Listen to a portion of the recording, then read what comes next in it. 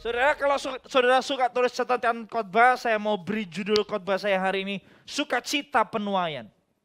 Karena ini bulan kita mau masuk di bulan-bulan di mana kita mau melakukan amanat agung, kita mau mengerjakan amanat agung.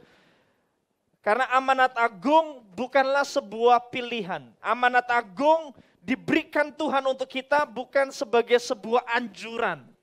Amanat agung diberikan Tuhan buat kita sebagai sebuah perintah, sebagai sebuah keharusan buat kita. Karena saya percaya bahwa segala sesuatu yang Tuhan beri dalam hidup kita, segala sesuatu yang Tuhan kerjakan buat kehidupan kita, entah itu kita diberkati, entah itu kita diselamatkan, entah itu hidup kita diperbaharui, dipulihkan. Segala sesuatu yang Tuhan kerjakan buat kehidupan kita, tidak boleh berhenti. Tidak boleh berhenti untuk diri kita sendiri. Tidak boleh berhenti untuk kita nikmati sendiri. Itu sebuah prinsip kerajaan Allah yang harus kita mengerti sungguh-sungguh. Siapa yang di sini yang percaya bahwa atau sudah mengalami perbuatan Tuhan dalam kehidupan kita? Amin. Maka kalau kita sudah mengalami perbuatan Tuhan, kebaikan Tuhan, berkat Tuhan, pemulihan Tuhan, keselamatan dari Tuhan. Tuhan gak mau, itu cuma sekedar kita saja yang menikmati. Tapi Tuhan mau kita membagikannya, Tuhan mau kita memberikannya. Minimal kita punya ekspektasi, kita punya kerinduan bahwa orang lain juga menikmati, mengalami apa yang kita alami. Itu hati Tuhan, itu kerinduan Tuhan. Pantas di 1 Korintus pasalnya yang ke-9 ayatnya yang ke-16, Paulus berkata seperti ini.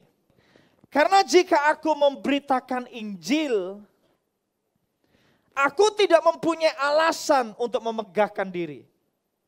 Sebab itu adalah apa? Halo? Baca dengan keras bersama dengan saya. Sebab itu adalah keharusan. Bukan pilihan, tetapi keharusan.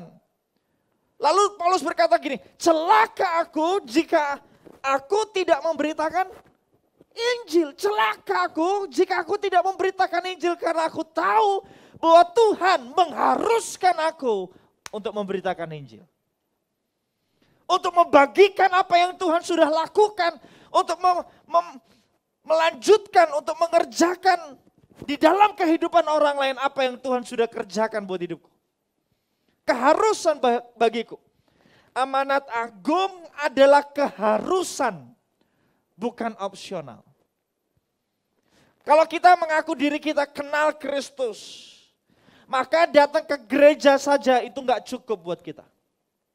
Kalau kita mengaku kita kenal kasih-Nya, maka datang ke gereja setiap hari Minggu seperti ini, duduk di bangku yang sama setiap hari Minggu, mengangkat tangan kita waktu kita menyembah Tuhan, itu baik, tetapi tidak cukup. Di dalam kekristenan, kalau kita kenal Kristus, kenal kasih-Nya, datang ke gereja saja enggak cukup. Kenapa? Karena Tuhan mau kita membagikan kasih-Nya. Saudara punya, kalau saudara punya anak, saya punya 2 orang anak, dan saya paling terganggu kalau saya misalnya memberi sesuatu kepada anak saya, misal kepada kakak, anak pertama saya, lalu dia berkata seperti ini milikku, Meme gak boleh pegang. Pernah ngalami sebagai orang tua, kalau anak masih kecil, kita menemui situasi yang seperti itu. Misal kita belikan mainan dia sesuatu, kok ini buat Koko ya, hadiah ulang tahun. Tapi kalau main sama-sama, itu selalu jadi ekspektasi kita, betul gak?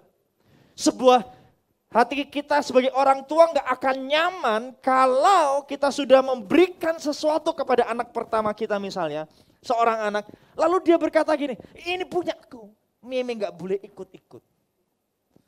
Itu rasanya hati itu agak emosional, walaupun pendeta. Loh, Kenapa? Karena kamu punya mainan itu bukan karena hasil kerja kerasmu. Kamu punya mainan itu bukan karena kamu pandai mengelola keuangan. Kamu punya uang itu karena papa. Jadi kamu belum berhak untuk berkata bahwa itu punyaku sepenuhnya. Kalau kita menjalani kehidupan yang egois dan kita berkata, aku gak mau bagikan kasihnya. Itu sama seperti seorang anak kecil yang keep mainannya, simpan mainannya, dan tidak boleh diganggu sama orang lain. Kalau kita punya prinsip kehidupan yang berkata, hidupku aku hidupi sendiri, aku gak mau utik-utik hidup orang lain juga gak boleh utik-utik hidupku, sudah kita hidup sendiri-sendiri. Kelihatannya saja itu bagus, tetapi itu bukan prinsip kebenaran.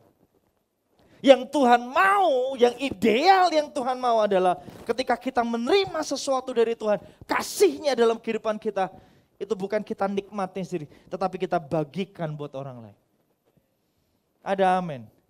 Dan bahkan Tuhan berkata dengan tegas bahwa itu adalah keharusan. Membagikan kasihnya adalah sebuah keharusan bagi kita. Bukan pilihan. Menjalani kehidupan egois itu bukan pilihan yang bisa kita ambil. Kalau kita mau menjalani kehidupan yang berkenan kepada Tuhan. Katakan sama-sama dengan saya, keharusan. Harus. Pernah ketemu sama pasangan yang mengharuskan saudara melakukan sesuatu, terutama wanita yang menuntut misalnya. Harus telepon, itu saudara harus obey. Kalau enggak, itu masalah.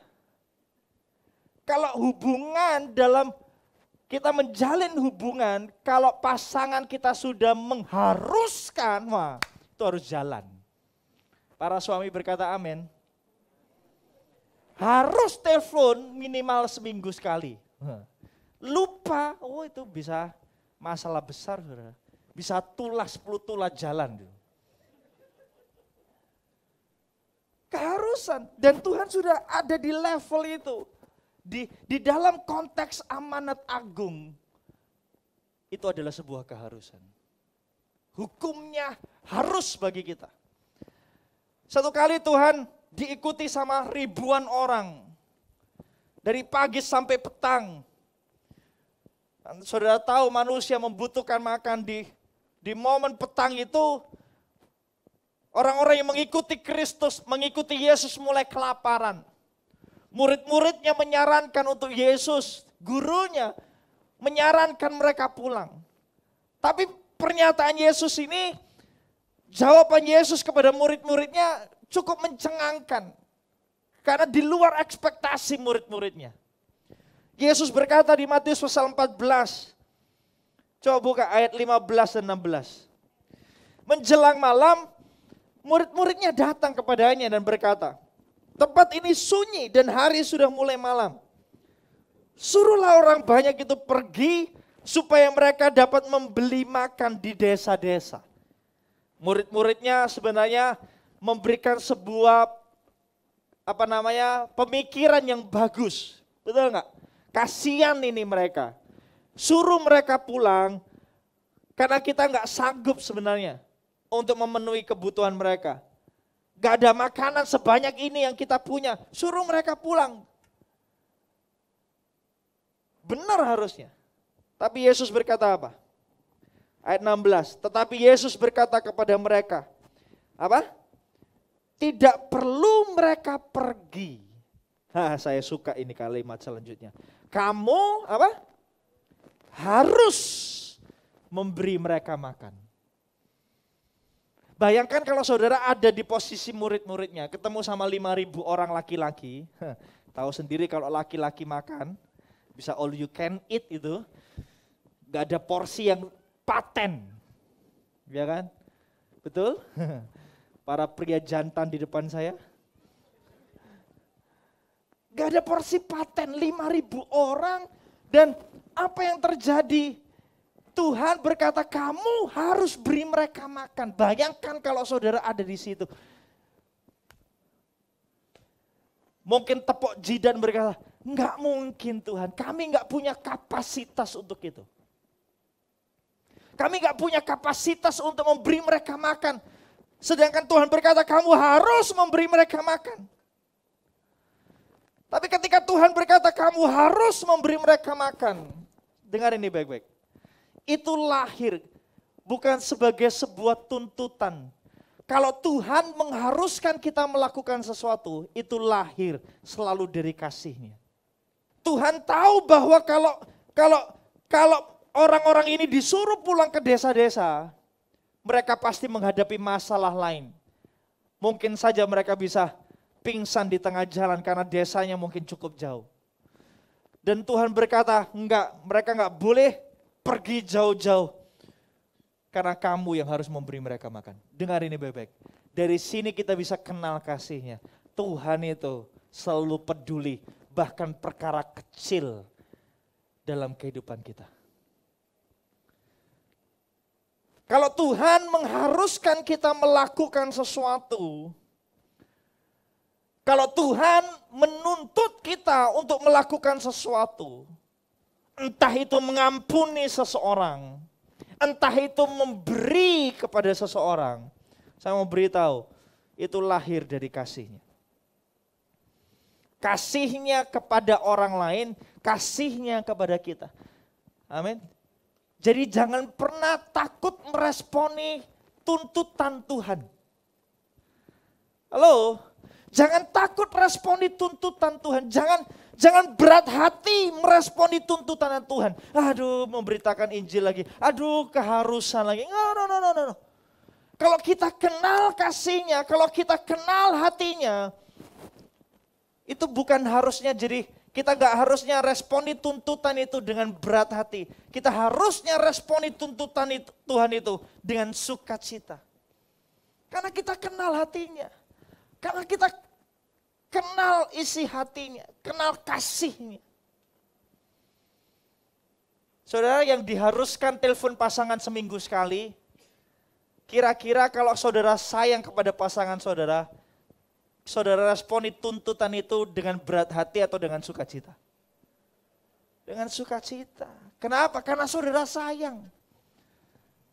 Kalau saudara sudah enggak sayang lagi, maka tuntutan yang lahir dari kasih, itu akan jadi tuntutan yang berat untuk saudara lakukan. Kenapa?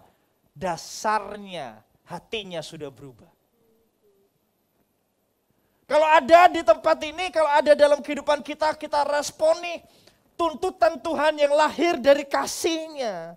Itu dengan berat hati, dengan tidak bersemangat, dengan lesu, dengan menundukkan kepala. Aduh, beritakan Injil lagi. Aduh, ngapain sih KKR? Aduh, ngapain sih buat acara yang repot-repot? Mending kita makan-makan saja. Mending kita having fun saja di CG. Ngapain ada KKR, ngapain ada penjangkauan. Aduh, ngapain sih gereja ini ribet banget. Kalau kita responi tuntutan yang lahir dari kasih-Nya itu dengan berat hati, maka kita perlu evaluasi hati kita. Jangan-jangan kita sudah kehilangan kasih kita kepada Tuhan. Karena kita nggak kenal hatinya. Kita nggak rasa detak jantung di hatinya. Kita nggak sensitif lagi dengan kerinduan Tuhan. Halo, kita jadi orang yang egois. Dan saya berdoa di tempat ini, semua jemaatnya responi tuntutan Tuhan itu dengan sukacita. Amin. Para pemimpin di tempat ini, pemimpin-pemimpin CG akan buat penjangkauan, akan buat acara bukan karena untuk diapresiasi sama pemimpin, enggak. Bukan untuk diapresiasi sama pemimpin yang lain, enggak. Karena kita lakukan itu karena kita mengasihi Tuhan. Amin. Amin. Coba lihat, kenapa kita harus responi dengan sukacita. Matius pasal 14 ayat 17. Jawab mereka, yang ada pada kami di sini hanya apa? 5 roti dan 2 ikan. Tuhan Yesus tahu bahwa mereka punya sesuatu. Tuhan Yesus tahu bahwa mereka punya 5 roti dan 2 ikan. Benar bahwa 5 roti dan 2 ikan itu tidak cukup banyak untuk memberi makan 5.000 orang. Tetapi Tuhan tahu bahwa hal kecil yang mereka punya itu sudah cukup untuk memberi makan 5.000 orang. Kadang-kadang dalam kehidupan kita, kenapa kita itu merasa berat? Karena kita berpikir kita tidak sanggup memenuhi standar yang Tuhan mau. Halo? Kita lupa bahwa Tuhan itu tidak butuh banyak dari hidup kita. Tuhan itu cuma butuh sedikit saja. Dan yang sedikit itu sudah ada di dalam hidup kita. Kenapa kita harus responi dengan sukacita amanat agung? Karena sebenarnya kita sudah punya jawabannya. Kita sudah punya sesuatu yang bisa jadi jawaban untuk orang lain.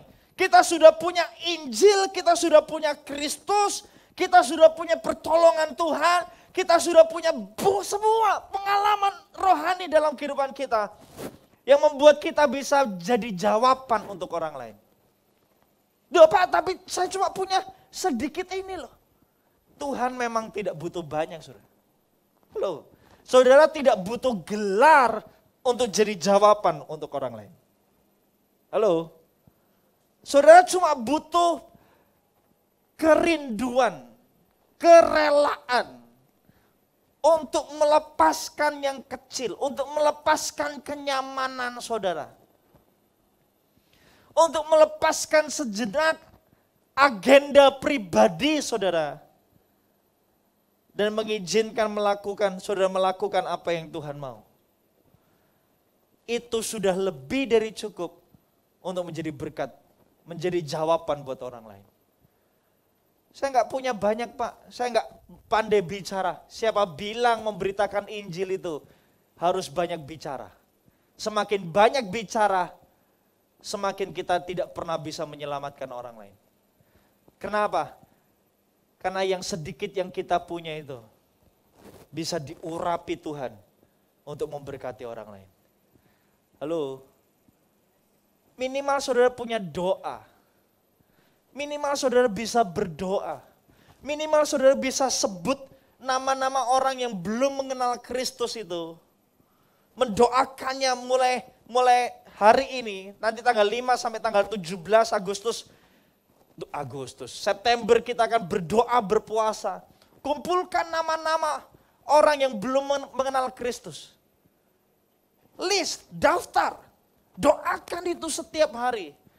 Dan di momen dimana kita ada penjangkauan, di momen dimana kita akan ada KKR, undang mereka dan percaya mereka akan diselamatkan. Bukankah kita bisa mengerjakannya? Apakah itu berat? Enggak. Apakah puasa itu berat? Enggak. Tergantung kerinduan kita. Halo? Apalagi kalau kita puasa dengan motivasi ganda, ya kan? Sekali dayung 2 pulau terlewati. Menyenangkan hati Tuhan dan menyenangkan mata kita. Kurus maksudnya.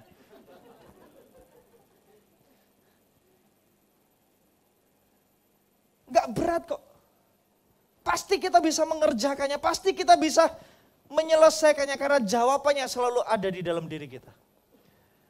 Kalau Tuhan menyuruh kita, mengharuskan kita melakukan sesuatu, itu karena Dia tahu kita sudah punya kemampuannya. Itu karena Dia tahu, karena Tuhan tahu kita sudah bisa dan mampu mengerjakannya. Masalahnya kita nggak sadar dengan kemampuan kita. Makanya dengar ini Bebek, sama Tuhan itu jangan banyak alasan. Sama Tuhan itu jangan selalu punya banyak alasan. Untuk taat itu singkirkan alasan, jalan saja. Halo, pernah ingat cerita di mana Tuhan Yesus berkata sama Petrus? Ketika Petrus lihat Tuhan Yesus dan Petrus berkata, kalau itu engkau Tuhan, suruh aku jalan di atas air. Tuhan Yesus berkata apa? Jalan. Karena ketika Tuhan Yesus ngomong jalan, Petrus yang tadinya tidak punya kemampuan untuk berjalan di atas air. Karena firman Tuhan berkata jalan, Petrus punya kemampuannya. Halo? Ada amin? Maka apa yang perlu Petrus lakukan? Berhenti buat alasan, berhenti jadi orang yang pandai, dan taat saja. Masalahnya kita itu terlalu punya banyak pengetahuan, terlalu punya banyak alasan. Kalau kita di sisinya Petrus kita berkata apa? Ah Tuhan, mana mungkin aku jalan di atas air. Itu kadang-kadang makanya jadi Tuhan itu menjengkelkan. Tadi minta-minta, sekarang waktu sudah dikasih, sudah diperintahkan, punya banyak alasan. Aku gak bisa jalan Tuhan di atas air, mana mungkin. Itu melewati, itu melampaui, itu melanggar hukum gravitasi. Wih.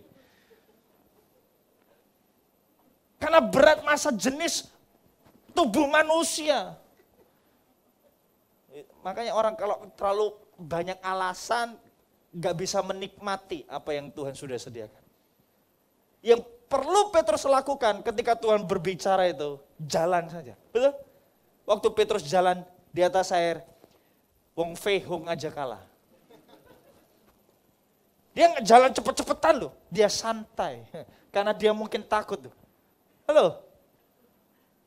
Sudah dengar ini, kalau Tuhan mengharuskan kita melakukan sesuatu, jangan respon itu dengan berat hati, karena Tuhan sudah memampukan kita. Karena Tuhan sudah memampukan kita, kita pasti bisa singkirkan alasan. Tanggalkan setiap alasan. Coba lihat kanan kirinya, jangan banyak alasan. Kalau hati kita rela, dengar ini baik. Kalau hati kita rela, kita akan menemukan 1000 jalan. Tapi kalau hati kita nggak rela, kalau hati kita nggak mau, kita akan menemukan 1000 macam alasan. Dan orang yang punya banyak alasan, tidak akan pernah punya kesempatan untuk mengalami penyertaan Tuhan dalam hidupnya. Percaya saya, dalam hidup kekristenan kita, kalau kita selalu punya banyak alasan, banyak pemikiran untuk kita jalan taat sama Tuhan, kita tidak bisa menikmati penyertaan Tuhan. Satu-satunya alasan kenapa banyak orang Israel tidak masuk ke tanah Kanaan adalah karena mereka tidak belajar untuk taat sama Tuhan, padahal Tuhan sudah memampukan mereka. Ya kami ini kayak belalang, kami ini kayak terlalu kecil di hadapan mereka. Mereka lupa Tuhan itu sudah memampukan mereka. Amin. Amin. Siapa yang mau diberkati Tuhan? Siapa yang mau menikmati berkat Tuhan? Siapa yang mau terus naik dan bukan turun jadi kepala dan bukan ekor? Yang gak angkat tangan terjadilah sesuai dengan iman.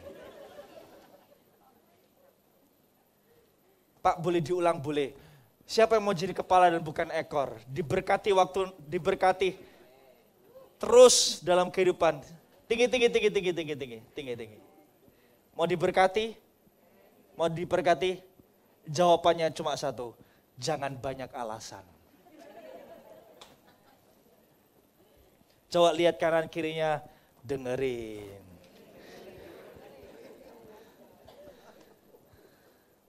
Jangan banyak alasan. Karena jawaban, potensi, kemampuan sudah ada di dalam diri kita. Amin. Amin. Ada amin. Aminnya mulai kecil. Kehilangan semangat. Ada amin. Makanya kita harus responi panggilan Tuhan dengan sukacita karena Tuhan sudah memampukan kita. Kita sudah punya jawabannya. Yang kedua, Matius 14 ayat 18. Coba lihat ayat 18. Yesus berkata, bawalah kemari kepadaku. Apa yang Yesus suruh bawa? 5 roti dan 2 ikan itu tadi. Bawa kemari kepadaku. Dan kita tahu cerita sisanya. Tuhan Yesus mengangkat 5 roti 2 ikan itu. Mengucap syukur, membagi-bagikannya. Dan 5.000 orang diberi makan. Dari 5 roti dan 2 ikan itu. Saudara, waktu kita melakukan apa yang Tuhan mau, waktu kita melakukan tanggung jawab kita, melangkah, ini yang saya suka. Penyertaan Tuhan itu nyata buat hidup kita. Tuhan Yesus menyertai kita saat kita melakukan tanggung jawab kita. Saat kita melakukan apa yang menjadi keharusan buat kehidupan kita, saya mau beritahu, penyertaan Tuhan nyata. Saya juga memimpin prayer ministry di gereja ini. Dan saya melihat ada sebuah persepsi yang salah tentang penyertaan Tuhan. Kadang-kadang kita berpikir bahwa kita disertai Tuhan tuh harus puasa gitu kan. Kita harus doa puasa, ngeden-ngeden, apa itu ngeden? Ngotot sama Tuhan. Doa sampai urat lehernya kelihatan menonjol semua. Supaya kelihatan kita serius, kita butuh disertai Tuhan. Padahal dengar ini, dalam kerajaan Tuhan, penyertaan Tuhan itu sebenarnya nggak perlu kita minta. Yang perlu kita lakukan, kerjakan tanggung jawab saudara, Tuhan pasti menyertaimu. Tuhan pasti menyertai kita saat kita mengerjakan tanggung jawab kita. Halo? Kalau saya berdiri di depan sini, memberitakan firman-Nya, saya tahu penyertaan Tuhan selalu nyata. Saya nggak perlu minta. Kenapa? Karena saya melakukan apa yang Tuhan mau. Tuhan pasti menyertai saya. Makanya di dalam amanat agung itu kan gini, pergilah ke seluruh bangsa, beritakanlah Injil, jadikanlah semua bangsa muridku, dan ketahuilah, aku menyertai kamu. Kapan dia menyertai kita? Bukan saat kita shopping di Pasar Ratum. Oh itu iya sih, itu iya. Itu iya Ci, sungguhan itu iya.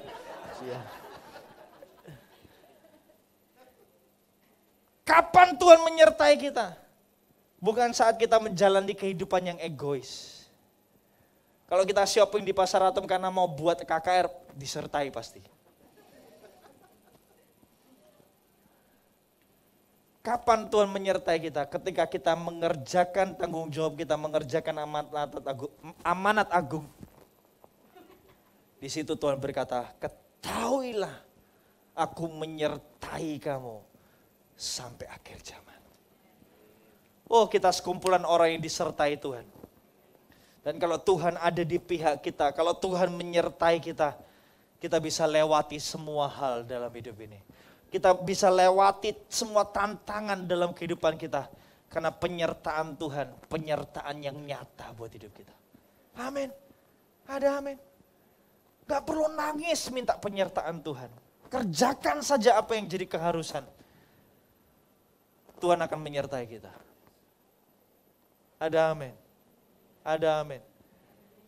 Dan itulah alasan kenapa kita harus bersuka cita. Bukankah kalau Tuhan menyertai kita, semua yang kita kerjakan Tuhan buat berhasil. Loh Pak, tapi yang saya punya cuma 5 roti, 2 ikan.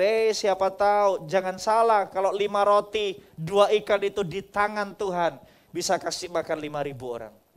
Benar yang kita punya cuma kecil, tapi ditambah penyertaan Tuhan, kita bisa kalahkan apapun.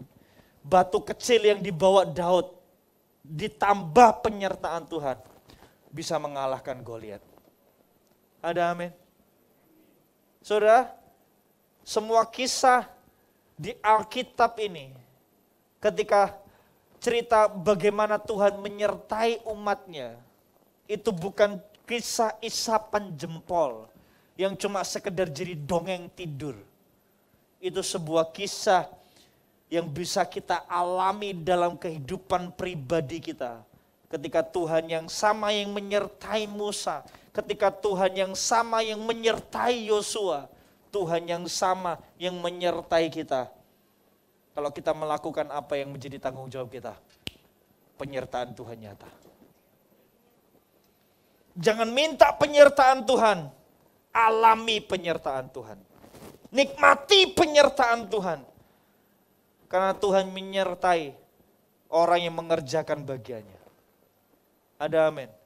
Kalau saudara seorang suami, percaya bahwa selama saudara berfungsi sebagai suami yang baik, berfungsi, punya kerinduan menjadi seorang papa yang baik, penyertaan Tuhan nyata buat hidupmu. Pak, tapi saya ada di sebuah keadaan di mana saya hampir menyerah. Dengar ini baik-baik. Tuhan bisa memulai, Tuhan bisa menambahkan, Tuhan bisa mengubah keadaan saudara. Hanya dengan membalikkan tangan kalau penyertaan Tuhan nyata dalam hidup. Amin. Ada amin. Mujizat selalu tersedia buat setiap orang yang disertai Tuhan. Mujizat selalu tersedia buat orang yang selalu disertai Tuhan. Dan saya berdoa jemaat Gereja Mawar Syaron Surabaya adalah jemaat yang mengalami mujizatnya setiap hari. Bukan karena kita menuntut, bukan karena kita meminta. Halo?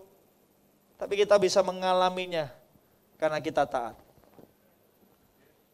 Di dalam ketaatan kita ada mujizat. Di dalam ketaatan kita ada penyertaan Tuhan. Saudara, tadi adalah Lukas yang kesaksian tentang building a home. Dia cerita bagaimana dia mau taat untuk meresponi building a home for generation. Dia janjikan sebuah jumlah. Ketika dia mau akan dapat bonus, dia tahu jumlah bonusnya, dia mau kasih separuh jumlah bonusnya. Sebelum dia kasih, Tuhan lipat gandakan bonusnya. Bayangin tuh. Itu saya dengar tuh katanya belum pernah dia alami sebelumnya bahwa bosnya melipat gandakan bonusnya. Jadi dia sebenarnya terima utuh bonusnya. Halo? Dan dia bisa kasih 100% 2 kali lipat dari jumlah yang dia janjikan. Saudara tangkap maksud saya? Dia dapat bonusnya utuh, tapi dia bisa kasih 2 kali lipat dari bonusnya. Dari jumlah yang dia janjikan.